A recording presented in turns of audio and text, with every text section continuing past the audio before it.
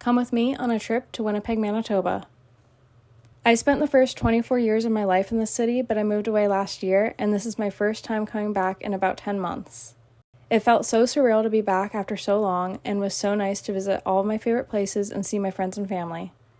Literally the first thing we did after getting off the plane was going to get poutine. We headed straight to Charlie's restaurant and lounge, and I got the Canadian poutine. After that, we made a quick stop at Club Regent Casino and somehow broke even, which is good enough for us. The next morning, we woke up early and headed to the Forks. It was still a bit chilly at this point in the trip, so everything still looked a little gray.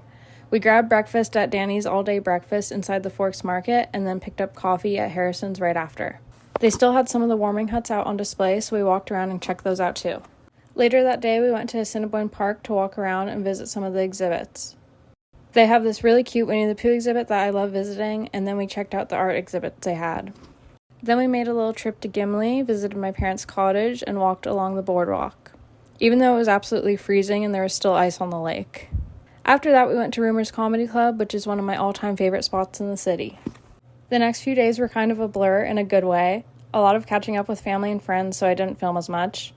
We visited some classics like Half Moon and Bar I, went to a Jets watch party, even though they lost badly, and had a fun night out at Dance Atlantis by Alwaysdale with friends. One of the highlights was finally visiting the Royal Aviation Museum. I'd never been before, but it was actually really, really cool. And since the weather finally started warming up towards the end of the trip, we made another visit out to the cottage. We wrapped up the trip by revisiting some classic Winnipeg places and checking out a few new attractions. I even managed to squeeze in a couple of concerts. Overall, it was such a good trip filled with spending time with friends and family, showing my husband more around Winnipeg, and making new memories, and was just what I needed. I'm honestly so proud to be from Winnipeg. It's one of those places that quietly grows on you, and I already can't wait to come back.